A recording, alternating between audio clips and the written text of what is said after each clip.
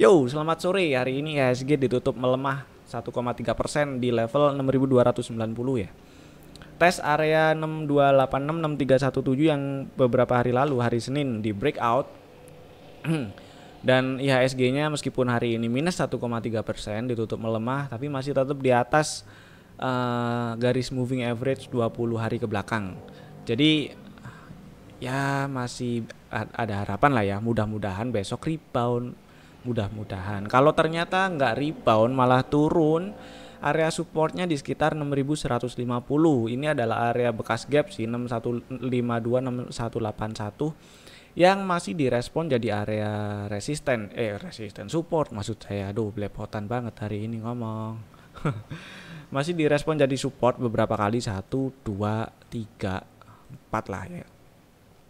Jadi lumayan kuat lah ya, kecuali breakdown area 6150. Jadi kemungkinan area support berikutnya jika turun ke bawah 6150 itu di area 6000-an tuh si IHSG-nya. Kurang lebih seperti itu sih ya. Sekarang kita lihat saham-saham hasil explore AFL Akum aja lah. Pertama Telkom sih biarin dulu aja lah ya. Siapa tahu bikin range sideways atau apapun, yang jelas beberapa hari kemarin sempat naik dan bikin harga tertinggi di 6 high-nya, maksud saya tanggal 25 bulan 2 itu high di 3570 tapi nggak sempet tes area 3600-an. Jadi ya lower high hitungannya kan dibandingkan swing high sebelumnya. Dan ada swing low yang lebih rendah dari swing low sebelumnya. Jadi inilah. Jadi yang udah punya barang yang masih punya barang sih cari titik exit dulu nggak apa-apa. Siapa tahu mau tes area 3300 atau 3200-an dulu gitu loh. Itu ya, nanti beli lagi kalau membal. Kalau nggak membal ya biarin. Next, Bank Rakyat ini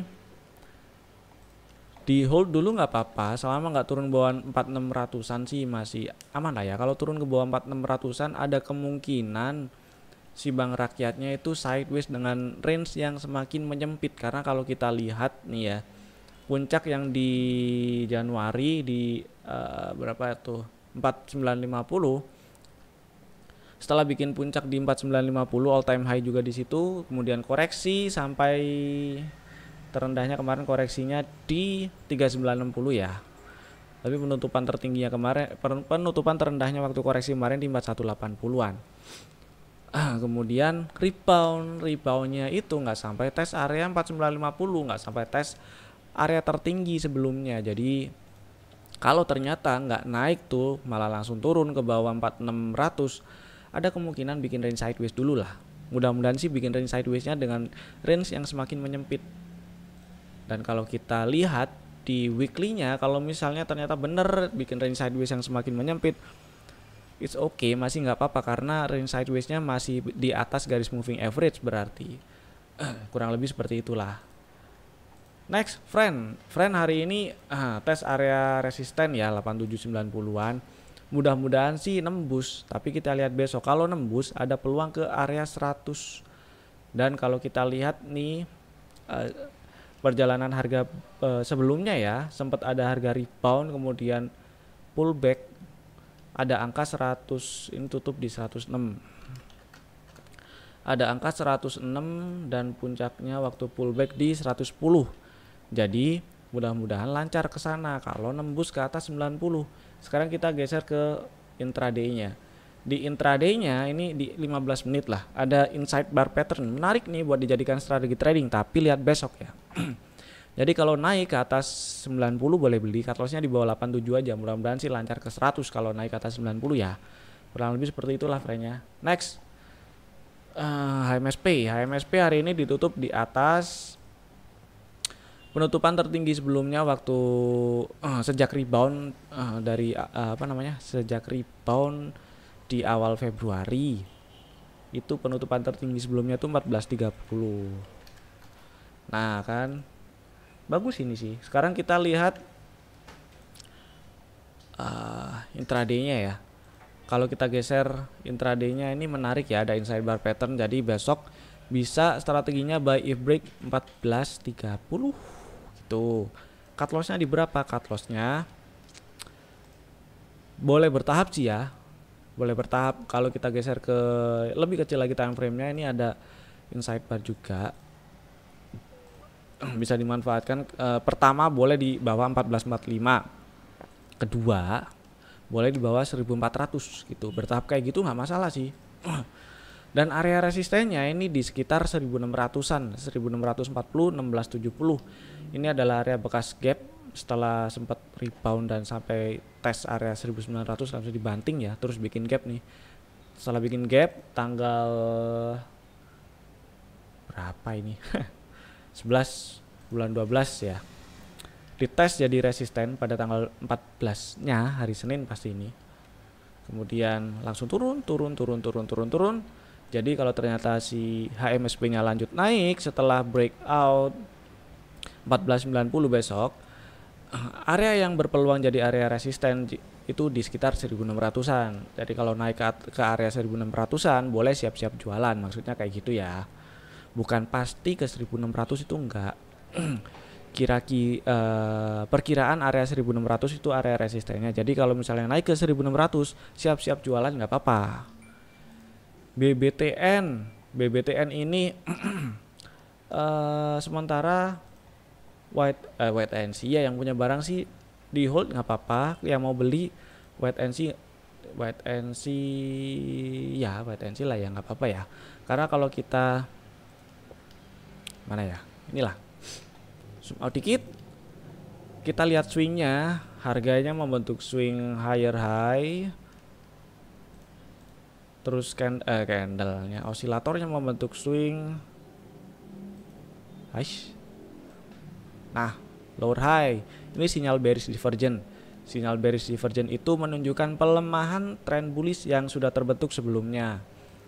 Bukan berarti besok jadi bearish ya trennya, enggak. Bisa jadi dia balik nerusin tren bullish yang sudah terbentuk, apalagi kalau berhasil breakout area 2180-an itu. Tapi kalau ternyata turun ke bawah 2060, mending kabur dulu aja yang masih punya barang ya. Kayak gitu kurang lebih.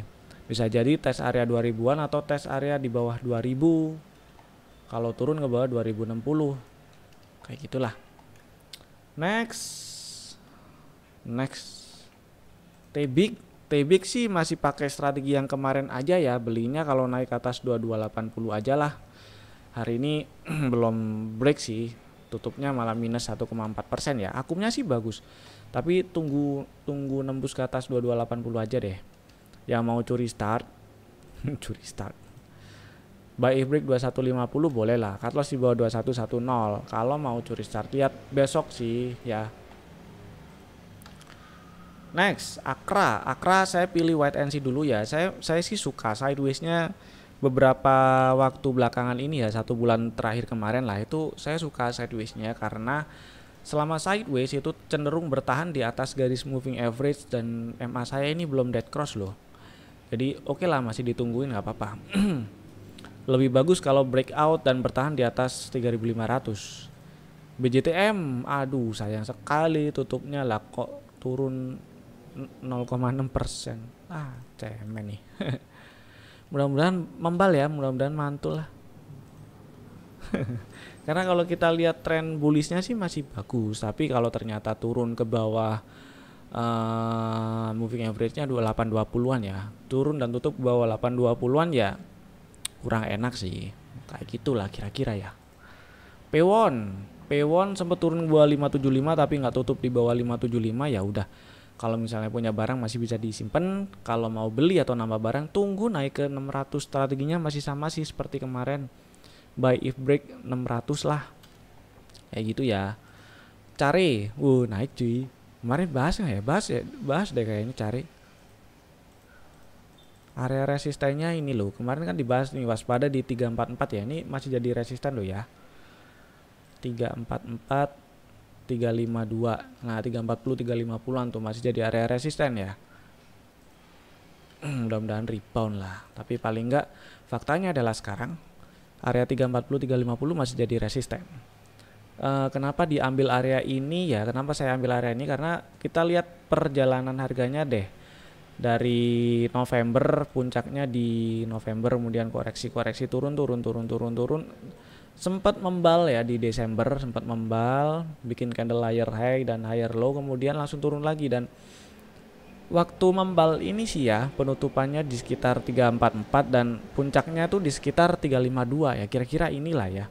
Karena karena karena ketika sampai area 352 harganya langsung pullback, berarti di sini ada resisten. Nah, ketika sekarang sampai di 352 lagi dan harganya mundur lagi, berarti masih direspon jadi resisten, kayak gitulah kira-kira ya. Next, Javanya tes area bekas gap tuh 15.55 ya. Jadi selama nggak tutup dan turun dan tutup di bawah 15.35, hold sih nggak apa-apa lah. Oke, yang mau nambah kita lihat besok, atau mau beli gitu kita lihat besok. Akumnya sih menarik ya, 1 2 3 4 5 6 hari berturut-turut hijau ya, besok lah. BTPS ini juga pantau dulu lah ya, karena hari ini nggak naik ke atas 4120, malah turun melemah 1,3%. Lihat besok lah. DMMX udah diinfoin nggak jadi kan ya, karena turun ke bawah 444 ya, mungkin masih mau isi range sideways 398 496, tapi udah saya agak kurang suka sih. Kita lihat dulu aja nantilah. Pol kemarin dibahas nggak ya? Mudah-mudahan lancar ke 5700-an lah ya. Saya nggak nemu ide itu Pol bagus sih, cuman ya udahlah, nggak nemu ide. Saya malah suka Sidonya ini kan sideways tuh, kalau kita zoom out dikit kelihatan ya. Sideways, oke lah, saya tandain sidewaysnya di mana. Ini sideways beberapa 1 bulan terakhir lah ya, di dalam kotak ini. Nah, selama sideways di dalam kotak ini ya, itu masih konsisten di atas garis moving average. Jadi oke lah, yang punya barang di hold, yang mau beli nggak apa-apa, selama nggak turun dan tutup di bawah moving average, hold dulu nggak apa-apa. Atau mau beli, cut lossnya di mana ya, di bawah 775 atau 770 gitu, nggak apa-apa sih. Next lah, marknya nggak jadi naik cuy. Ya udah lah ya, karena nggak jadi. Kemarin kan sempat dibahas ya, kalau naik ke atas 1090 ya itu boleh beli, tapi nggak jadi naik ya nggak beli sih. Atau saya lupa deh, koreksi di kolom komentar ya kalau saya salah. Yang jelas beberapa waktu belakangan ini, 1 bulan belakangan ini sideways ya, sidewaysnya di sini nih. Nah itu sideways itu yang di dalam kotak itu. Nah, jadi mau tunggu keluar area sideways dulu sih nggak apa-apa, malah lebih bagus ya. Next, Antam, oke, gap down. Entah itu karena ada isu si Mas Elon mau ngeganti komponen komposisi apa sih, bahan baku baterai Teslanya jadi selain nikel atau apapun lah, yang jelas ini udah turun ke bawah 2690, 2700, 2690 yang kemarin area bekas gap sempat jadi support ya. Jadi ada kemungkinan si Antamnya ini bikin range sideways, tapi agak lebar, atasnya di sekitar 3400, bawahnya 2070, 2200-an. Ya kayak gitulah ya kira-kira. Jadi sih cari titik exit dulu nggak masalah sebenarnya. Ntar lah kalau udah clear si Antamnya mau nerusin bullish lagi, baru ngikut lagi. BBCA dibanting minus 4% hari ini dan tes area 33.100, 33.550 ya. Nah, bentar lah. PNBN, oke, itu area 1225, 1250 masih jadi resisten. Dan cari titik exit dulu buat yang punya barang ya.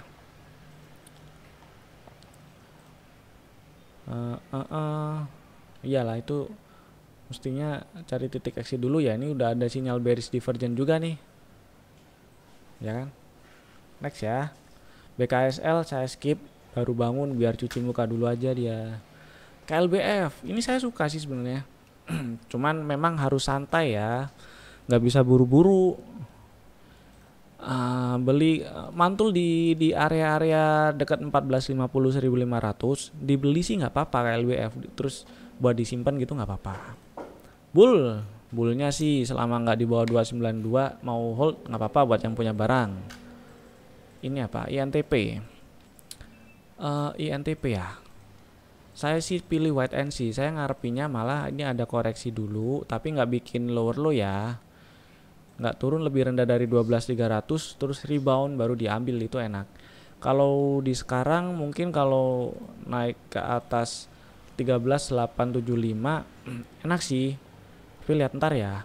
Coba kita lihat intradaynya. Ntar lah, mudah-mudahan sih rebound. Tapi saya pilih lihat ntar aja. Mika malah turun. Nggak apa-apa sih karena ini masih di dalam bullish channel ya.